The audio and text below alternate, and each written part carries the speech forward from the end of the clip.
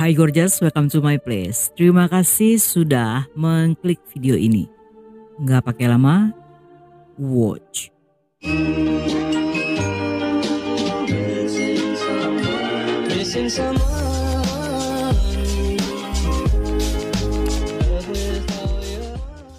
Karena saya penyuka channel kriminal, terutama suara asli manusia, saya mau info sedikit tentang Mabar Kriminal yang sering saya tonton.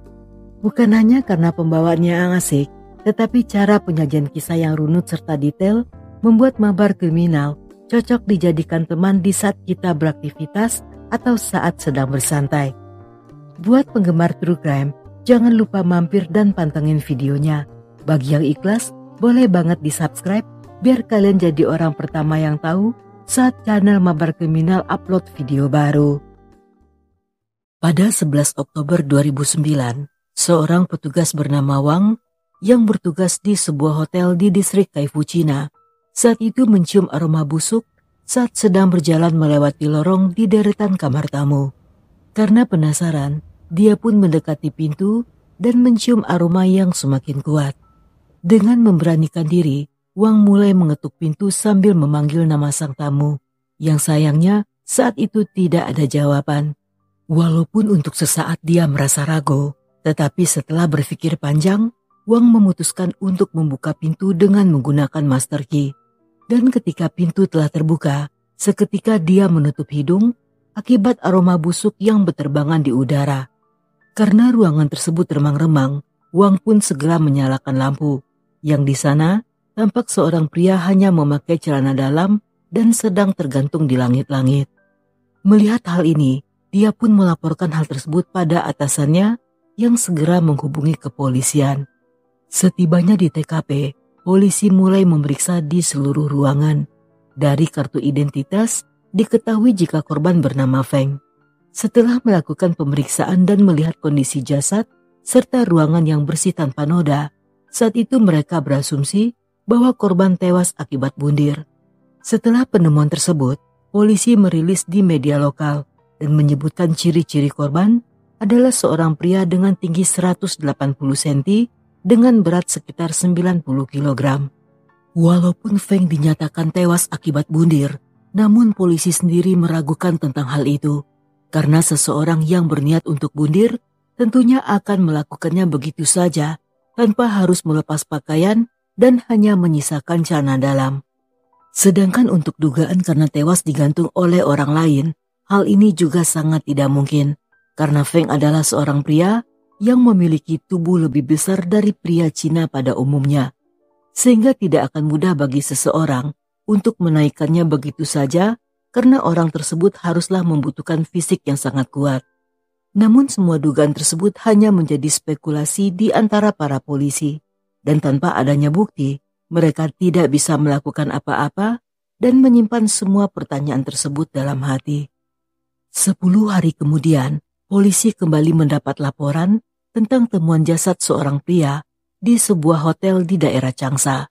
Kejadian ini kembali membuat polisi merasa bingung karena saat ditemukan, kondisi korban tampak sama dengan korban sebelumnya.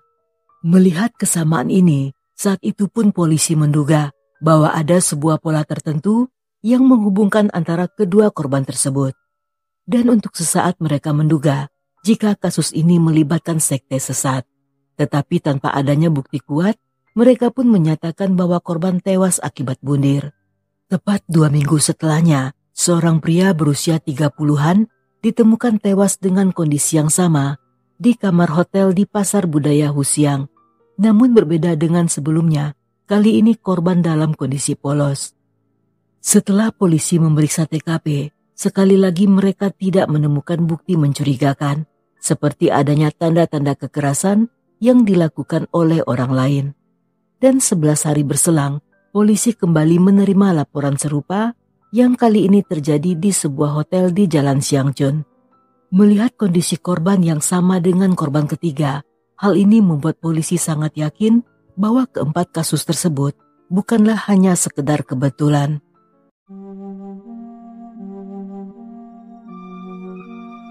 Menyadari dalam keempat kasus tersebut adanya kesamaan pola, polisi pun mulai membuka kembali kasus-kasus sebelumnya, yang di sana mereka menemukan fakta bahwa keempat korban berasal dari luar kota, memiliki latar belakang finansial yang mapan, dan di setiap TKP tidak ditemukan adanya catatan bundir. Hal ini membuat polisi curiga jika kasus tersebut bukanlah bundir, melainkan sebuah pembunuhan berencana. Untuk memastikan dugaan tersebut, mereka pun memeriksa buku tamu serta rekaman CCTV yang berasal dari keempat hotel tersebut. Yang dari 2 hotel mereka tidak menemukan apa-apa, namun pada 2 hotel lainnya, kamar yang dipesan untuk kedua korban terdaftar atas nama seorang pria yang bernama Chow. Karena di negara tersebut nama Chow merupakan nama yang pasaran, sehingga polisi juga memeriksa rekaman CCTV. Dan saat itu, mereka berhasil menemukan sebuah rekaman saat pria itu masuk dan meninggalkan kamar. Setelah mengetahui identitas Chow, polisi pun mulai memeriksa aktivitas pria itu. Yang diketahui, jika Chow aktif menggunakan internet dan sering online di sebuah situs BDSM, di mana anggotanya terdiri dari pria penyuka sesama jenis yang suka membahas tentang tindakan ekstrim saat sedang melakukan happy ending. Selain hal tersebut, forum ini juga menjadi tempat bagi para pengguna untuk memposting iklan termasuk layanan esek-esek. Di sana polisi menemukan sebuah iklan yang tampak mencolok. Iklan tersebut diposting oleh Chow yang menyatakan sedang mencari seorang pria berusia antara 23 hingga 40 tahun yang berasal dari wilayah utara untuk melakukan esek-esek sambil dicekik, dan dia juga menawarkan sejumlah uang sebagai bentuk bayaran. Walaupun postingan tersebut tampak mengerikan, tapi iklan aneh ini justru menarik perhatian luas. Beberapa di antara pengguna saat itu berkomentar dan mengatakan mereka cukup hanya sekedar penasaran. Sedangkan pengguna yang lainnya merasa tergiur dengan uang yang dijanjikan tanpa peduli hal tersebut sangat membahayakan. Tetapi seiring berjalannya waktu, iklan itu semakin viral di antara para pengguna forum. Berdasarkan temuan ini, polisi meyakini bahwa Chow menggunakan forum tersebut sebagai tempat untuk mencari mangsa. Setelahnya dia mengundang korban untuk datang ke hotel, di mana mereka akan melakukan permainan gantung-menggantung.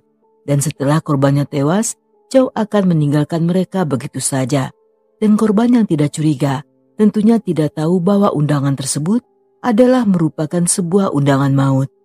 Dan 48 hari sejak korban pertama ditemukan, pada 28 November 2019, polisi yang sejak beberapa waktu sebelumnya melacak keberadaan Chow, saat itu berhasil menangkap pria itu di rumahnya.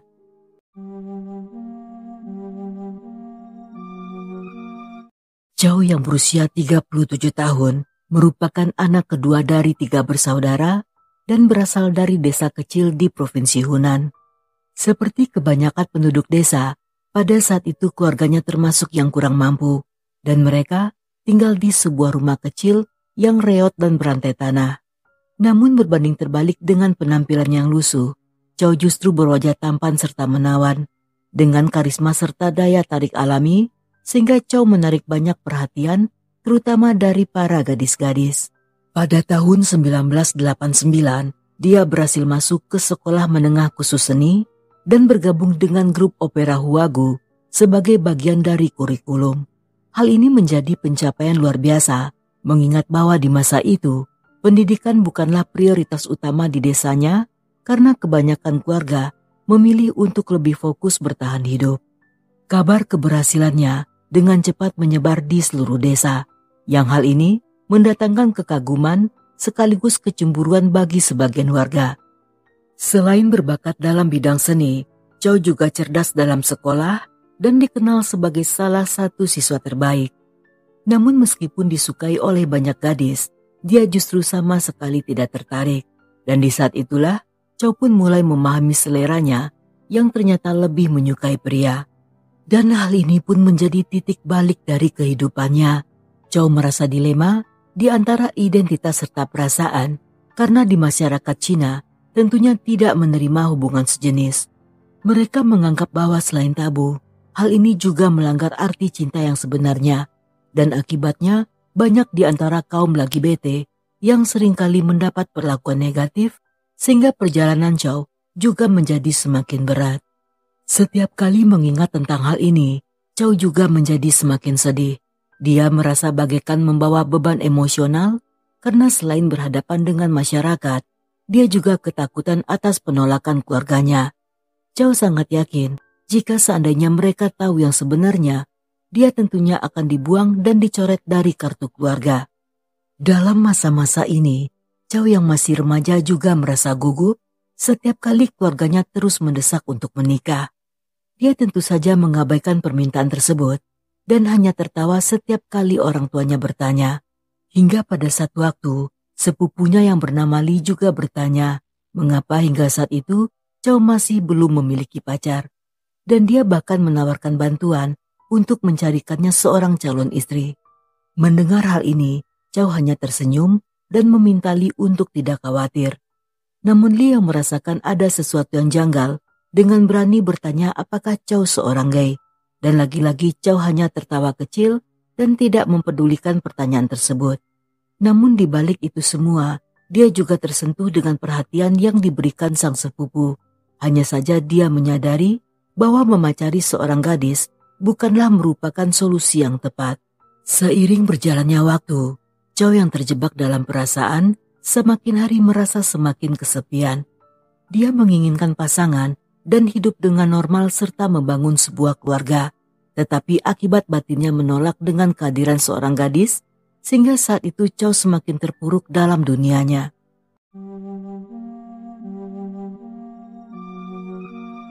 Dengan segala kegalauannya, pada akhirnya Chow yang putus sekolah, saat itu pindah bersama saudarinya ke kota Changsha. Di sana dia pun tinggal sendirian dan menyewa sebuah apartemen satu kamar.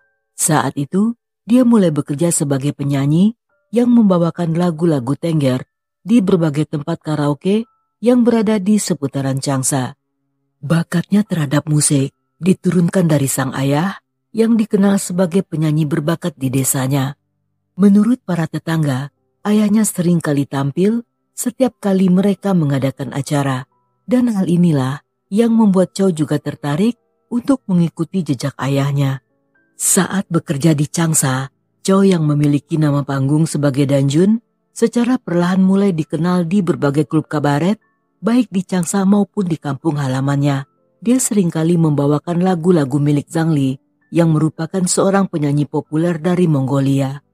Dengan wajah tampan serta suara indah, walaupun dikenal banyak orang di lingkungan tersebut, namun ternyata Chow masih belum puas karena belum mencapai kesuksesan yang diinginkannya. Dan selama dalam masa-masa ini, dia pun menjalani gaya hidup hedon serta sering membawa banyak pria ke apartemennya. Akibat gaya hidup serta karir yang berjalan di tempat, Chow pun mulai mengalami kebosanan. Hingga pada 22 Juni 2006, saat temu janji kencan dengan seorang pria di sebuah hotel, dia pun memanfaatkan situasi dengan membius pria itu menggunakan obat penenang dan setelahnya mengambil ponsel serta uang si pria yang berjumlah 1,3 juta. Namun 4 hari kemudian, pria itu berhasil melacak dan menemukan Chow yang berakhir dengan pertengkaran fisik hingga membuat polisi harus turun tangan. Chow pun ditangkap dan dipenjara selama 3 tahun atas dakwaan kasus pencurian dan diwajibkan membayar denda sejumlah 11 juta. Dan saat bebas bersyarat pada Agustus 2008, Chow yang mengalami trauma memutuskan untuk tidak lagi meneruskan karirnya sebagai penyanyi.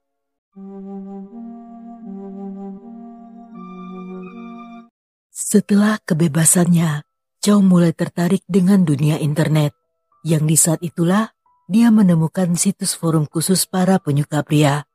Walaupun pada awalnya sangat berhati-hati, namun pada akhirnya Chow mulai merasa nyaman, sehingga setiap waktu selalu berada di forum itu. Dia pun merasakan keterikatan baru, tempat di mana bisa terhubung dengan orang-orang yang memiliki minat sama. Hingga berminggu-minggu kemudian, Chow yang awalnya hanya penasaran pada komunitas para gay, saat itu mulai mengembangkan rasa ingin tahunya lebih dalam lagi. Yang hal ini membawanya pada dunia BDSM yang lebih ekstrim. Dia bahkan juga tertarik dengan sadomasokis yang melibatkan aktivitas esek-esek dengan siksaan rasa sakit untuk mendapat kenikmatan. Chow yang selama ini menyimpan hasratnya rapat-rapat, Saat berselancar di dunia maya, seketika menjadi orang yang berbeda. Dengan menggunakan nama anonim, dia tidak perlu lagi pura-pura dan merasa bebas untuk mengeksplorasi gairah tabunya. Dia pun mulai memasang iklan yang mengundang pengguna lainnya untuk menjadi budaknya dalam permainan yang disebutnya sebagai cekik-mencekik. Dalam undangan tersebut, dia memberi syarat bahwa peserta harus berusia di antara 23 hingga 40 tahun yang berasal dari Provinsi Hunan. Dan dia juga menjelaskan bahwa dalam permainan tersebut akan melibatkan banyak adegan berbahaya yang dilakukan dengan kondisi saling tergantung. Yang menurut Chow, posisi tersebut akan menambah kenikmatan berkali lipat. Walaupun berbahaya, banyak orang justru merespon postingan tersebut dengan alasan untuk mencari pengalaman ekstrim. Dan Chow yang menyadari permainan tersebut sangat berbahaya, sebenarnya tidak pernah berniat untuk mempertaruhkan nyawanya sendiri. Namun dia sangat menikmati saat melihat orang lain berada dalam situasi tercekik.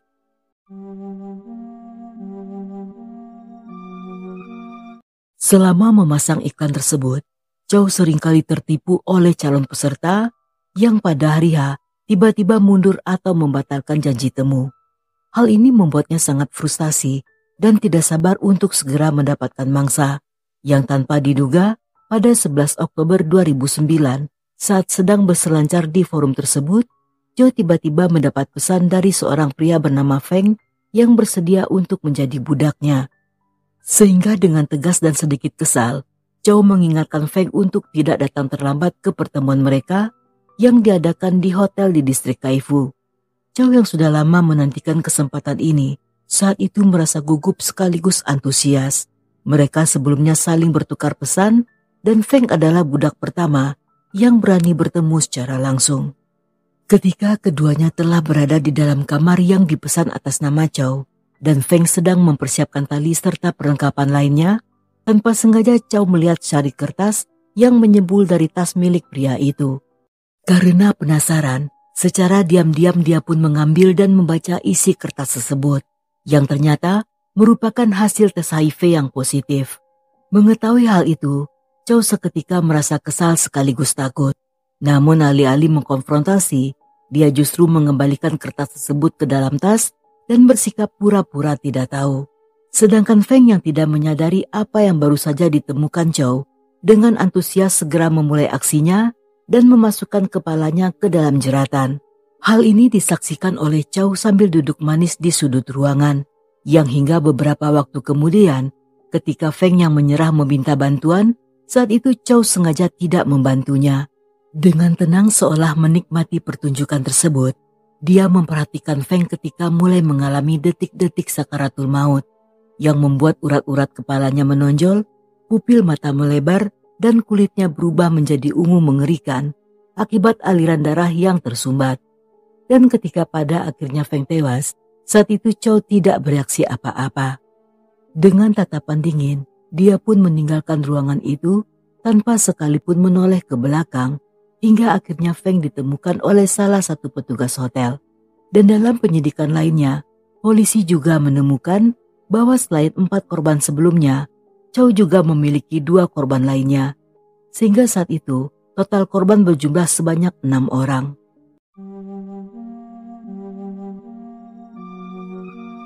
Dalam persidangan yang dilakukan di pengadilan Changsha, banyak publik serta media yang hadir untuk menonton jalannya persidangan. Mereka merasa geram ketika pada satu waktu, Chow bersikeras menyatakan jika dirinya tidak sekejam yang dibayangkan orang-orang. Dia juga mengklaim bahwa permainan tersebut hanya bertujuan untuk mencapai sensasi dan tidak berniat untuk membahayakan nyawa siapapun. Sedangkan para korban adalah peserta yang sadar akan resiko permainan tersebut. Lagi pula jika mereka mau, saat itu mereka bisa saja menghentikan permainan. Namun pembelaan ini justru menuai kemarahan dari banyak pihak, terutama bagi keluarga korban, yang merasa Chow sedang berusaha untuk mengelak dari tanggung jawab. Dan situasi semakin panas ketika Chow mengatakan bahwa para korbanlah yang membawa tali seorang diri dan memiliki pilihan untuk menyelamatkan diri. Pernyataan tersebut justru membuat publik semakin marah karena Chow berusaha untuk memutarbalikkan fakta serta seolah-olah menyalahkan korban atas kematian mereka sendiri. Saat ditanyai tentang cinta dan apakah dia pernah merasakan cinta, dengan ragu-ragu Chow mengaku pernah mencintai, namun dia tidak yakin apakah itu kenyataan atau hanya ilusi. Dan setelahnya, dia pun menyanyikan sebuah lagu klasik yang menceritakan tentang kesedihan dan perpisahan. Sehingga karena hal ini, membuat pengadilan semakin yakin bahwa selama ini Chow hidup dalam dunia lain. Dalam persidangan akhir, menurut keterangan hakim, kejiwaan Chow terpengaruh dari masa lalunya. Kehilangan ayahnya secara tragis dan perseteruan tentang orientasi seksualnya turut membentuk pandangan hidupnya yang pada akhirnya membuat dia terjebak. Dan setelah menjalani persidangan selama 1,5 tahun, pada 2011, Chow pun divonis dengan hukuman mati yang telah dilakukan pada 29 Agustus 2014.